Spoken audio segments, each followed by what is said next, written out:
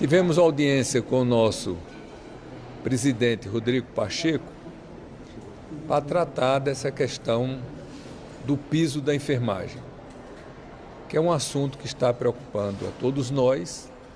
Como vocês sabem, o Supremo Tribunal suspendeu a vigência da lei que nós aprovamos, apesar de nós termos tido o cuidado de aprovar a PEC, permitindo que fizéssemos isso, mas houve a suspensão para que se fizesse um estudo para ver de onde viriam os recursos.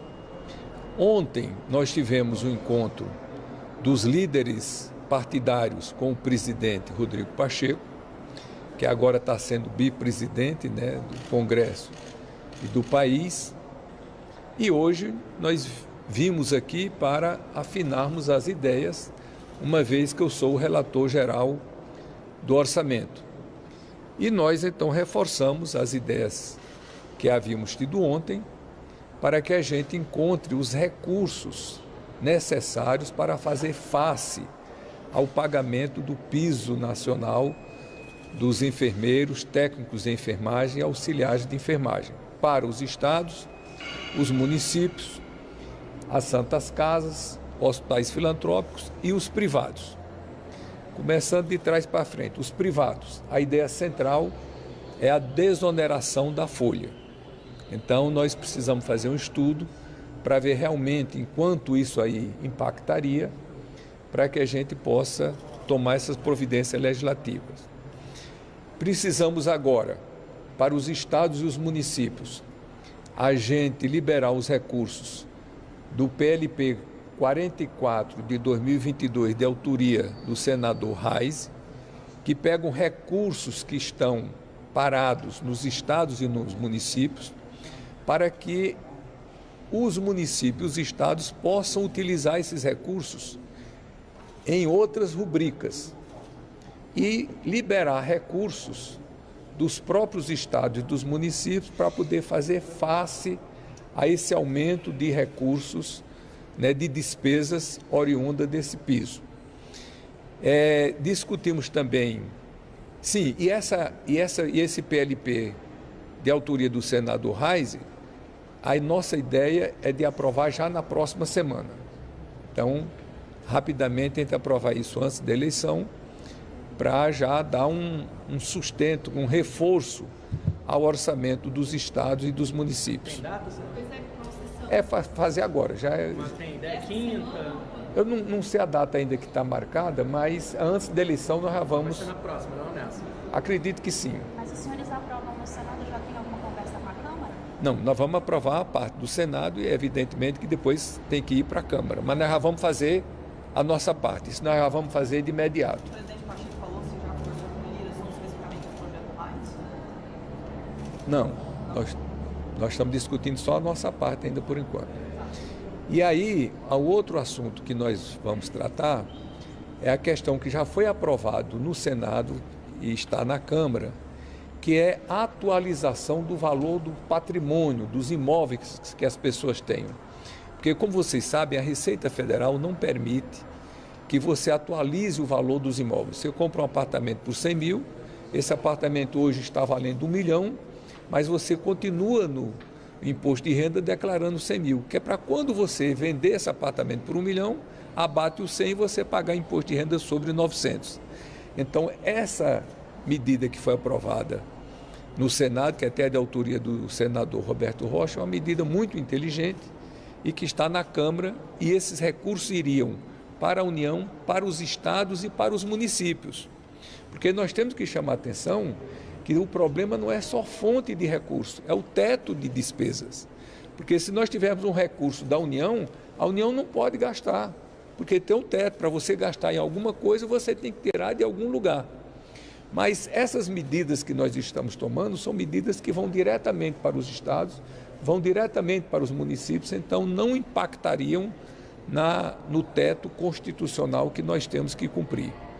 E outra medida que nós também vamos implementar é a questão da repatriação de recursos que tem no exterior. Muitos brasileiros têm recursos no exterior E como já foi feito no governo do Michel Temer, nós poderíamos fazer agora, mas tudo isso que eu estou falando é para depois da eleição. Antes da eleição, só o PLP 44, agora de 2022.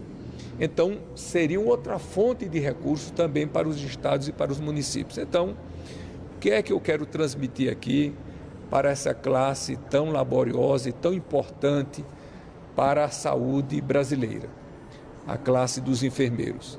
É que nós estamos tomando todas as providências em consonância com o Supremo Tribunal Federal e que vamos viabilizar os recursos para que o teto seja cumprido, porque é lei. Não há como não se cumprir a lei. O piso foi estabelecido e valores bastante módicos, porque um profissional de enfermagem de nível superior ganhando R$ 4.750 é uma coisa mais do que razoável. Um técnico de enfermagem ganhando 70% desse valor, que são apenas R$ 3.300, também é um valor bastante razoável. E um auxiliar de enfermagem, uma enfermeira, ganhando a metade desse valor, que são R$ 2.300, menos de 2 salários mínimos, quando um profissional, um trabalhador sem qualificação nenhuma, tem que ganhar no mínimo um salário mínimo, não é coisa exorbitante. Mas nós sabemos a dificuldade que tem os estados, que tem os municípios, que tem os hospitais privados e principalmente que tem as santas casas e as filantrópicas. Diga-se de passagem que não é essa oneração que vai trazer dificuldades para as santas casas e para as filantrópicas, que a dificuldade financeira deles já vem de muito tempo. Inclusive há uma declaração pública do ex-governador Alckmin, não é?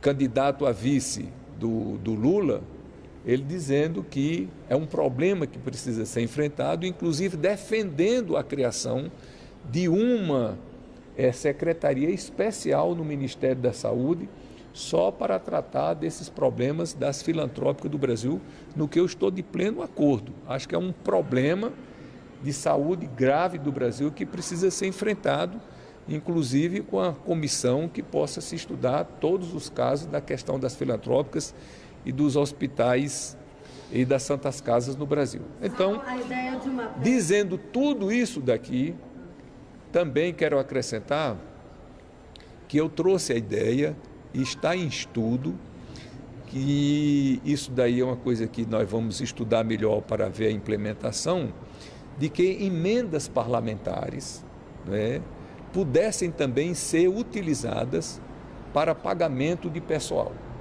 Mas é uma questão que está em estudo ainda. Eu trouxe essa ideia para o presidente Rodrigo Pacheco, estamos discutindo, vamos aprofundar isso com a consultoria do Senado, mas vocês estão vendo que nós demos uma panorâmica de tudo aquilo que nós estamos agindo para efetivamente o piso da enfermagem ser concretizado e entrar em vigência. Mas então, o São Paulo defendeu ultrapassar o teto de gastos, defendeu a apresentação de uma PEC.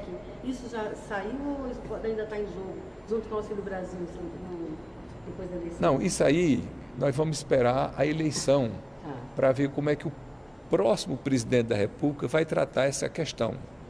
Eu defendi ontem na reunião com os líderes o seguinte: tanto o presidente, o candidato Lula, quanto o candidato Bolsonaro, os dois já defenderam que, sendo eleitos, o Auxílio Brasil, ou Bolsa Família, se chame como queira chamar, permanecerá em R$ 600.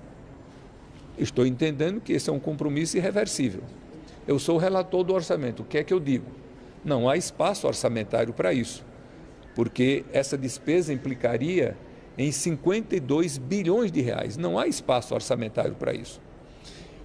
Acho que é um compromisso irreversível. Não tem como o presidente da República eleito, principalmente se for o Lula ou o Bolsonaro, como as pesquisas estão dizendo, eles fugirem desse compromisso. Vai ser cumprido. Não tem espaço orçamentário. O que é que resta? Restaria uma excepcionalização no teto, no teto de gastos. Então, para isso, se precisaria de uma PEC. Só que o presidente Lula também o candidato, ex-presidente Lula, também tem criticado o teto de gastos. Então, a eleição está muito próxima, faltam 10 dias, vamos esperar. O presidente eleito certamente terá uma ideia de como é que ele quer encaminhar esse problema para que o Bolsa Família ou o Auxílio Brasil, dependendo de quem ganhe, se o Lula ganhar vai ser Bolsa Família, se o Bolsonaro ganhar vai ser Auxílio Brasil. Então, vamos esperar a eleição para ver como é que eles querem tratar este assunto. A minha ideia apenas, eu levantei um problema e disse, só tem uma maneira de cumprir esse compromisso, é furando o teto, eu não vejo outra. Em relação aos profissionais da enfermagem ainda, então, imediatamente, para a semana que vem, provavelmente, como o senhor colocou, o que vai ser discutido é apenas a questão do 4422. Exato. O senhor pode explicar melhor o que é esse projeto? O resto fica para depois da eleição de 2 de outubro. Então, dia 3, nós já estaremos aqui tratando dessas outras medidas que eu falei. E acredito que pelo mês de outubro a gente já possa ter equacionado todos esses problemas. Essa proposta das emendas parlamentares, só para a gente entender, o senhor já havia falado sobre a possibilidade das emendas de relator, agora o senhor falou das outras emendas parlamentares. Tem um cálculo de quanto seria isso? Como que é essa proposta para a gente entender melhor? Todas as emendas parlamentares hoje, incluindo o RP9 e tudo mais, gira em torno de 19 bilhões de reais. É um valor muito substancial, muito expressivo, muito significativo. Tá bom, gente? Não, mas aí eu quero Falei saber demais já? A proposta das emendas parlamentares, como que seria isso? Isso foi discutido hoje, o senhor não tinha falado isso ainda. Se é qualquer Pois é que eu estou dizendo? qualquer emenda, Não, só é uma ideia que eu trouxe para o presidente Rodrigo Pacheco, que nós vamos aprofundar os estudos, como com a consultoria do Senado, para ver como é que a gente poderia operacionalizar isso daí, como é que nós poderíamos fazer. Todas as emendas, não só RP9. A ideia inicial, olha, isso é uma coisa tão ainda incipiente, é uma ideia que nós tivemos agora, que está incipiente. Então, a ideia é que as emendas parlamentares pudessem ser utilizadas para pagamento da folha da saúde.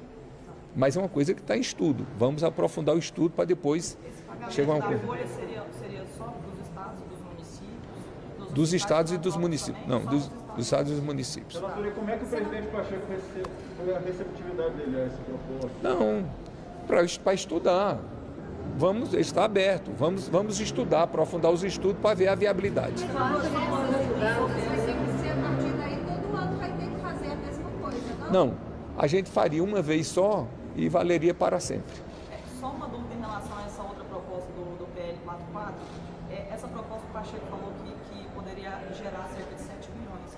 Ainda fica abaixo do valor que é necessário. Sim, mas esse é um começo só. Sim, mas aí eu queria saber qual seria a outra medida para completar esse valor. São várias. Tem a desoneração da folha para os hospitais privados, tem o auxílio para as santas casas, tem a repatriação dos recursos. Teriam que ser todas, né? Todas. E tem a atualização do valor dos imóveis também, que é uma medida que já foi aprovada no Senado, só falta votar na Câmara.